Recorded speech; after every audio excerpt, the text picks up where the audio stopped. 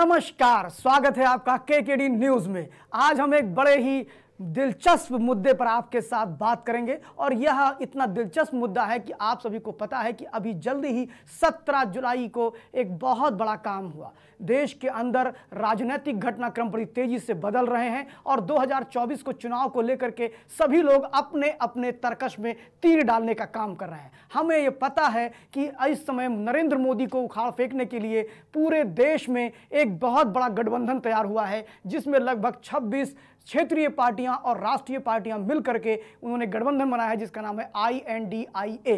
ये एक इतना जबरदस्त गठबंधन है और क्या ये गठबंधन 2024 में कमाल करेगा? क्या इस गठबंधन नरेंद्र मोदी को उखाड़ फेंकेगा? ऐसे बहुत से बातें हैं और हम अभी जो बात करेंगे उसका पूरा कंसंट्रेशन उत्तर प्रदेश पे है। उत्तर प्रदेश में क्या ये गठबंधन कुछ कर पाएगा, हम ये बताएंगे आपको और इसमें बहुत सी बातें रखेंगे। हम फिलहाल उत्तर प्रदेश के बारे में बताना चाहेंगे कि इस गठबंधन का सबसे प्रमुख अगर कोई दल है, घटक दल है, तो वह है वह दल है समाजवादी पार्टी। और ये समाजवादी पार्टी पूरे गठबंधन में अगर देखा जाए जो INDIA बना है, इस गठबंधन में उत्तर प्रदेश के अंदर 4 प्रमुख प्लेयर हैं। उस 4 प्रमुख प्लेयर में कांग्रेस पार्टी, इसके बाद समाजवादी पार्टी और राष्ट्रीय लोकदल, और चौथी पार्टी जो है वो सोनेलाल पटेल की जो दूसरी बेटी है पल्लवी पटेल, वह पार्टी सोनेलाल पटेल जो अपना दल है वह भी एक बहुत बड़ा कारक है। उसमें जहां तक कुर्मियों का नेतृत्व कर रही है पल्लवी पटेल जी। अब हम बात करते हैं कि जो INDIA बना है, इस बार बड़ा दिल दिखाते हुए कांग्रेस पार्टी ने क्षेत्रीय दलों को पूरा मौका दिया। अगर हम बात करें तो जब पटना की पहली बैठक होती है तो उस बैठक की मेजबानी नीतीश कुमार और JDU के नेता करते हैं और वहीं पर RJD के सुप्रीमो लालू प्रसाद यादव, उनके बेटे तेजस्वी यादव उसकी मेजबानी करते हैं। फिर अगर हम करते हैं दूसरी बैठक जब होती है तो बेंगलुरु में होती है और बेंगलुरु में कांग्रेस पार्टी उसकी मेजबानी करती है और वहां पर सभी दलों के लोग जाते हैं। अब तीसरी बैठक जो होने वाली है वह महाराष्ट्र में होगी, जिसको उद्धव ठाकरे मेजबानी करेंगे, और उसकी चौथी बैठक जो होगी वो ममता बनर्जी के राज्य वेस्ट बंगाल में होगी। 5वीं बैठक का नेतृत्व करने का काम अखिलेश यादव करेंगे। हमारी ये पूरी चर्चा वर्तमान में उत्तर प्रदेश के संदर्भ में है, जहां पर 80 सीटें हैं। यानी लोकसभा में कौन प्रधानमंत्री बनेगा या उत्तर प्रदेश तय करेगा, और उत्तर प्रदेश की जनता तय करने वाली है।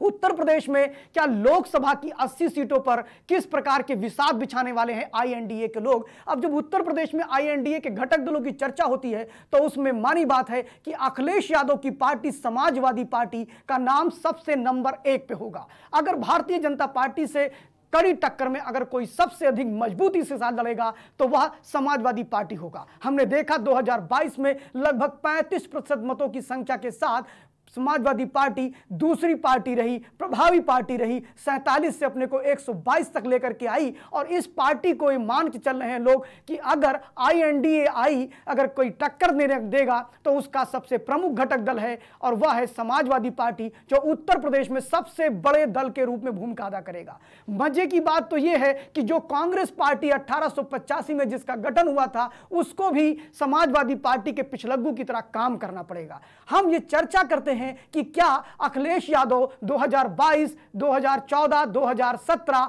की गलतियों से उन्होंने कुछ सीखा है, क्या कि वो नया करने जा रहे हैं? तो मैं ये कहना चाहूंगा कि अखिलेश यादव जी पुरानी गलतियों को नहीं दोहराने वाले हैं। इस बार 2024 के चुनाव में जो इतना बड़ा आपने INDA का कुनबा देखा है, इसमें हम बहुत से ऐसी चीजें आपको बताएंगे कि आपको अखिलेश यादव की सक्रियता का अंदाजा और पता लगेगा कि अखिलेश यादव कितने गंभीर हैं 2024 के चुनाव को लेकर के। 2024 के चुनाव को लेकर के अभी आपने जो गठबंधन देखा है, इसमें अखिलेश यादव की पार्टी के एक नेता हैं किरणमय नंदा के साथ, जो कि उनके राज्यसभा के मेंबर्स भी हैं, पार्लियामेंट मेंबर हैं, किरणमय नंदा जो उनकी राष्ट्रीय सचिव हैं, उनके साथ मिलकर के उन्होंने ये गठबंधन की कवायद करी। और हम ये बताएंगे कि जो ये गठबंधन है, बताना चाहूंगा कि इस गठबंधन में तेजस्वी यादव, अखिलेश यादव, किरणमय नंदा और राहुल गांधी, इन तीनों ने आपस में बड़ा ही अच्छा समन्वय बनाया है और भाजपा को मुंह तोड़ जवाब देने की योजना बना रखी है। हम ये फिर कहना चाहेंगे कि 2022 का चुनाव और 2000 अगर हम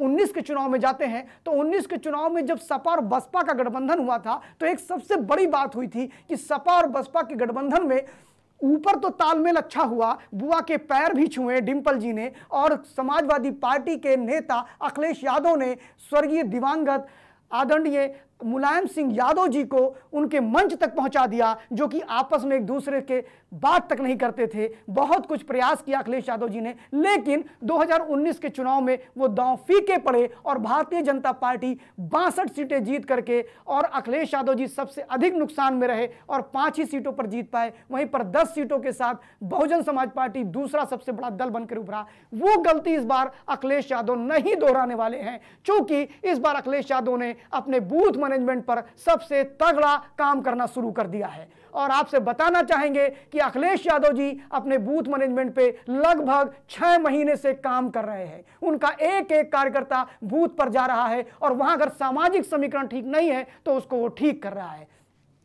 अखिलेश यादव जी का जो सामाजिक समीकरण का नारा है, पीडीए की बात वो कर रहे हैं, उसके अंतर्गत वो बूथों पर जाकर के एक नए तरह की संरचना का काम कर रहे हैं। काफी कुछ भारतीय जनता पार्टी से मिलता जुलता है। वहां पर जाने के बाद वो यह देख रहे हैं कि उनकी जो बूथ की टीम है उसमें जो बूथ अध्यक्ष बनाया है, कहीं ऐसा तो नहीं है कि उसको लोग पसंद ना करते हों, कहीं ऐसा तो नहीं है कि वो बूथ अध्यक्ष जिस जाति का है तो दूसरी जाति उससे नाराज हो जाए। वो उस जातीय समीकरण पूरा समन्वय बना रहे हैं। इसके साथ ही 2024 के लोकसभा चुनाव को लेकर के अखिलेश यादव जी ने अपने लोकसभा के प्रभारी और सह-प्रभारी घोषित कर दिए हैं। अखिलेश यादव जी ने यह भी तय किया है कि वो एक एक जिलों में या एक एक लोकसभा की सीट पर वो खुद जाएंगे और खुद प्रवास करेंगे, जिसमें अब तक की वो 10 से अधिक लोकसभा सीटों का दौरा कर चुके हैं। अखिलेश यादव जी ने जातीय समीकरण को बांधने के लिए, इसके साथ ही छोटे दलों को पास लाने के लिए पल्लवी पटेल को लगा दिया है। वहीं पर उनके पास राम मूर्ति वर्मा जैसे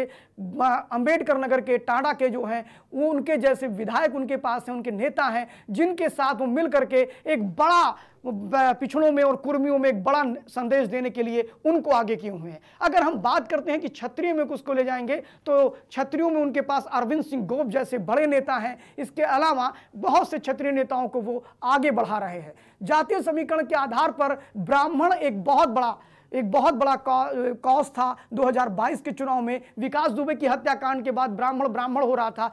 फिलहाल ब्राह्मण नेताओं की भी कमी समाजवादी पार्टी में अभी नहीं है। उसका कारण है कि मनोज पांडे, प्रोफेसर अभिषेक मिश्रा और इसके अलावा पवन पांडे, माता प्रसाद पांडे जैसे दिग्गज अभी भी समाजवादी पार्टी के साथ हैं और उनकी अपने समाज में जमीनी पकड़ है और वो जिन जिन क्षेत्रों में रहते हैं वहां उनका डंका बजता है। इस पर इतना कहना चाहूंगा कि माता प्रसाद पांडे जब पिछले बार जब लहर थी तो जरूर हार गए। इस बार माता प्रसाद पांडे लोगों को लग रहा था कि योगी की लहर है और वो फिर से नहीं जीतेंगे, लेकिन उन्होंने ये बदल दिया।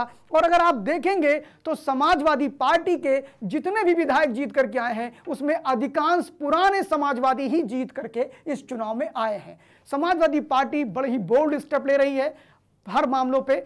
मैंने जो सूत्रों से पता लगा है कि समाजवादी पार्टी के लोग इस बार एक अनूठा प्रयोग करने जा रहे हैं। वो अनूठा प्रयोग है क्या, ये बताना चाहूंगा। अनूठे प्रयोग में ये है, मैंने अभी कहा था कि बसपा और सपा के गठबंधन 2019 में जो इनको नुकसान हुआ था, जो निचले लेवल के नेता एक दूसरे से समन्वय नहीं बना पाए थे, एक दूसरे के विरोध में खड़े थे, इस बार वो बदल के रख दिया गया। कैसे बदला गया ये बताता हूं। इस बार अखिलेश यादव जी, राहुल गांधी जी, जयंत चौधरी और पल्लवी पटेल, इन लोगों ने अपने निचले स्तर के कार्यकर्ताओं को यह संदेश दिया है, कांग्रेस पार्टी का कार्यकर्ता समाजवादी पार्टी के करीब में रहेगा, समाजवादी पार्टी का कार्यकर्ता लोग आपस में बातचीत करेंगे, गेट टुगेदर करेंगे, एक दूसरे से मिलेंगे, वैमनस्यता कटुता समाप्त होगी। यानी जो गलतियां 2019 में अखिलेश यादव जी ने की थी वह गलतियां इस बार ना तो कांग्रेस करने के मूड में है, ना जयंत चौधरी करने के मूड में है। सारे लोगों ने तय कर लिया है, सारे घटक दलों के लोगों ने, कि हम सिर्फ INDIA हैं और इस तरह हम चुनाव लड़ेंगे।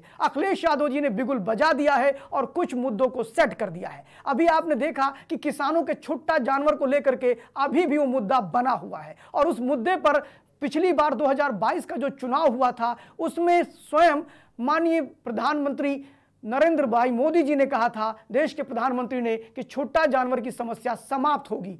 और उसके बाद इस देश के किसानों को, प्रदेश के किसानों को बड़ी ही अपेक्षा थी कि छोटा जानवरों की समस्याएं समाप्त होंगी। गौशाला पे गौशाला बनती गई, छोटा जानवर छोटे जानवर खत्म नहीं हुए। ये कितनी बड़ी स्थिति है कि छोटे जानवर की समस्या ज्यों की त्यों है, गौशालाएं बन रही हैं, बड़े बड़े ग्रांट दिए जा रहे हैं। ये मुद्दा समाजवादी पार्टी उठाने जा रही है, जो कि दुखती नब्ज है किसानों की। इसके अलावा किसानों की स्थिति यह है कि किसानों का जो गन्ना भुगतान है वह भी इनका मुद्दा होगा। किसानों को लेकर के बढ़ी एमएसपी देने का भी इनका मुद्दा होगा। और सबसे बड़ी चीज, किसान कर्ज माफी की भी बात समाजवादी पार्टी आगामी लोकसभा के चुनाव में करने वाली है। समाजवादी पार्टी ने बिल्कुल कमर कस लिया है और बड़ी तेजी के साथ समाजवादी पार्टी मैदान में कूदने जा रही है। और सबसे अच्छी चीज कि समन्वय कांग्रेस पार्टी का है कि जितने भी उसके घटक दल हैं वो उसको आगे लीड करने का पूरा मौका दे रहे हैं। सभी लोग समन्वय के साथ बात कर रहे हैं, एक दूसरे के साथ कोई विवाद नहीं कर रहे हैं। और अखिलेश यादव जी इस मुद्दे पर सबसे अधिक मुखर होकर बोल रहे हैं। अभी अखिलेश यादव जी बेरोजगारी को भी एक बड़ा मुद्दा बनाने जा रहे हैं। इसके अलावा महंगाई है, पेट्रोल है, डीजल है, इनके बढ़े हुए दाम भी अखिलेश यादव ने अपने मुद्दे में रखने की सोची है। लेकिन एक मास्टर स्ट्रोक अखिलेश यादव का जो है वह है हमारा पशुओं का मास्टर स्ट्रोक अखिलेश यादव का है वह है उत्तर प्रदेश में चीनी मिल में भुगतान का, और लॉ एंड ऑर्डर का विषय भी अखिलेश यादव उठाने वाले हैं। बात यह आती है कि अखिलेश यादव जी जो सबसे बड़े लड़ैया हैं और लगता है कि INDAI का जो नेतृत्व करेंगे, सेनापति जो होंगे वो अखिलेश यादव ही होंगे। और अखिलेश यादव सबसे बड़े लड़ैया के रूप में पूरे उत्तर प्रदेश 2024 के चुनाव में दिखाई पड़ रहे हैं। लग रहा है कि अखिलेश यादव के नेतृत्व में उत्तर प्रदेश में भीषण घमासान होगा और भारतीय जनता पार्टी को कड़े टक्कर देंगे अखिलेश यादव जी। अखिलेश यादव जी ने जो अभी तक योजनाएं बनाई हैं और जिस प्रकार की सूत्रों से खबर मिली है उससे तो यह लग रहा है कि अखिलेश यादव को कोई भी इस चुनाव में बड़ी टक्कर देने वाले हैं और अखिलेश यादव अपने आप को प्रूफ भी करेंगे। और ऐसा नहीं है, अखिलेश यादव युवाओं में बड़े लोकप्रिय नेता हैं। और अगर हम बात 2017 के चुनाव, अगर बात 2012 के चुनाव की करते हैं तो जब मुलायम सिंह यादव जी प्रदेश के बड़े नेता थे और उस समय अखिलेश यादव जी ने राजनीति में एंट्री लिया था और पूरे प्रदेश में उन्होंने ये रथ चलाया था। और आप लोग जानकर आश्चर्य होगा कि पब्लिक अखिलेश यादव जी को सुनने आया करती थी और अखिलेश यादव जी जो संवाद करते थे जनता से उसको पब्लिक ग्रहण करती थी। और शायद उसी का उन्हें पुरस्कार दिया मुलायम सिंह यादव जी ने कि वह चुनाव लड़ा जा रहा था मुलायम सिंह जी के नेतृत्व में और मुख्यमंत्री बन जाते हैं अखिलेश यादव जी। यानी अखिलेश यादव जी की कुशलता और उनके नेतृत्व पर किसी को कोई शक नहीं है। परिस्थितियां ऐसी हैं कि इस बार अखिलेश यादव अपनी वो सारी गलतियों को दूर कर रहे हैं। लेकिन मैं एक बात और भी कहना चाहूंगा कि अखिलेश यादव जी ने जितनी भी मेहनत की, जितना परिश्रम किया, 2022 के चुनाव का अगर हम विश्लेषण करते हैं तो अखिलेश यादव जी की तैयारी कमजोर नहीं थी, अखिलेश यादव जी के कार्यकर्ता कमजोर नहीं थे, अखिलेश यादव जी के बूथ के कार्यकर्ता बड़े ही उत्साही थे, इसमें कोई दो राय नहीं है। लेकिन समस्या कहां पे आई? अखिलेश यादव जी के बड़बोले नेताओं ने ही उन्हें बहुत पीछे कर दिया, इतना पीछे कर दिया कि अखिलेश यादव जो विनर थे वो रनर हो गए। उसमें सिर्फ इतना बताना चाहूंगा, आपको ध्यान होगा कि 2022 के चुनाव से पहले तालिबान अफगानिस्तान पे कब्जा करता है और उसको लेकर के एक इनके नेता है शफीकुर रहमान बर्क, वो एक बयान दे देते हैं कि काश तालिबान भारत आता तो हम इसका यहाँ स्वागत करते। इस प्रकार उन्होंने बयान दिया। उसी समय जब बेटियों की उम्र शादी की 18 से 21 साल की गई तो वही शफीकुर रहमान बर्क ने उन्हें एक बड़े भद्दे शब्दों से नवाजा, जिसका भी खामियाजा समाजवादी पार्टी को उठाना पड़ा। यहीं पर नहीं, एक और चीज आप देखेंगे कि समाजवादी पार्टी के मुखिया अखिलेश यादव ने इन लोगों पर किसी प्रकार की कोई टिप्पणी नहीं की, बल्कि विषय को विषयांतर करने का काम किया। आज अभी आप देखिए कि उत्तर प्रदेश के अंदर 2022 के चुनाव में एक माहौल बना और 22 का चुनाव जो था उसमें असदुद्दीन ओवैसी की एंट्री हुई और असदुद्दीन ओवैसी ने क्या बाराबंकी की सभा में एक बयान दिया और उस बयान के बाद पूरे प्रदेश का नेतृत्व जो था या पूरे प्रदेश का वातावरण था वह पूरी तरह से योगी आदित्यनाथ की तरफ चला गया। अभी भी अखिलेश यादव जी को कुछ तैयारी करनी होगी। जैसे उनके एक नेता हैं जो आजकल बड़ी चर्चा का विषय है, वो है स्वामी प्रसाद मौर्य। स्वामी प्रसाद मौर्य, अखिलेश यादव जी कितनी भी मेहनत करे और बड़ी अच्छी उनकी व्यवस्थाएं भी हैं, सबसे बड़े योग्य व्यक्ति हैं, इसमें कोई दो राय नहीं है। लेकिन अखिलेश यादव जी को सिर्फ इतना ही देखना है कि जब स्वामी प्रसाद मौर्य उनके नेता समाजवादी पार्टी में आते हैं और उसके बाद में वो चुनाव हारने के ठीक बाद जब वो रामचरितमानस पर टिप्पणी करते हैं और उनके बयान के बाद वो एक भावावेश में आकर के कहते हैं कि रामचरितमानस को जला देना चाहिए, तो उनके कुछ अनुयायी जला भी देते हैं। और इसका ना तो स्वामी प्रसाद मौर्य ने माफी मांगी और ना ही अखिलेश यादव जी की तरफ से कोई बयान आया। ये एक बड़ा संदेश गया है और इसको इन्हें मैकअप करना होगा। स्वामी प्रसाद मौर्य यही नहीं रुकते, वो उससे भी आगे जाते हैं और कभी ज्ञान वापी पे कहते हैं कि वो बौद्ध मठ है, और कभी पुराणों में 5000 वर्ष पुराने जितने पुराण हैं, कोई 20,000 वर्ष पुराने पुराण हैं, उन पुराणों में जिस बद्रिका आश्रम को आप देखेंगे, उस बद्रिका आश्रम को भी उन्होंने कह दिया, बद्रीनाथ को भी कह दिया कि वो बौद्ध मत है, कोई दिक्कत नहीं है। लेकिन ये सब बयान होते रहते हैं, लेकिन ऐसे बयान ना हो जो अखिलेश जी की मेहनत पे पानी फेर दें। बद्रिका आश्रम की जो बात हुई है उस पर एक छोटा सा संस्मरण सुनाना चाहता हूं कि जब आप हरबंस पुराण को पढ़ेंगे तो हरबंस पुराण के जब आप विष्णु पर्व में जाएंगे तो वहां भगवान कृष्ण से जब मां रुक्मिणी कहती हैं कि मुझे संतान चाहिए, तो वो कहते हैं कि मैं अपने गुरु से जाकर के कैलाश पर्वत पे जाकर के शिव से आदेश लेता हूं कि संतान कब होनी चाहिए, कैसे होनी चाहिए, इस विषय में वहां से चलते हैं द्वारिका से। और जब वो चलते हैं तो विश्राम करते हैं रात्रि को, और जो विश्राम का स्थल होता है वह बद्रीनाथ होता है, बद्री आश्रम होता है, और उस पर टिप्पणी स्वामी प्रसाद मौर्य जी ने किया है। इसमें कोई दो राय नहीं है कि समाजवादी पार्टी का पूरा कुनबा और समाजवादी पार्टी के जो अलायंस हैं वो आज मजबूती के साथ अखिलेश यादव को मजबूती दे रहे हैं, खड़े हैं। लेकिन कहीं ऐसा ना हो कि स्वामी प्रसाद मौर्य की बातें, स्वामी प्रसाद मौर्य के बयान कर्मठ, जुझारू और नेतृत्ववान अखिलेश यादव पर भारी पड़ जाए। मैं मानता हूं कि 2024 का चुनाव अपने आप में एक बहुत ही जबरदस्त कॉन्टेस्ट होने वाला है, और यह चुनाव अखिलेश यादव जी की प्रतिभा को भी निखारेगा। और ऐसा लगता है कि अखिलेश यादव जी ने पुरानी गलतियों से बहुत कुछ सीखा है, बशर्ते स्वामी प्रसाद मौर्य और शफीकुर रहमान जैसे लोगों को अगर वो नहीं रोकते हैं तो शायद भविष्य में 2024 की लड़ाई इतनी आसान नहीं होगी।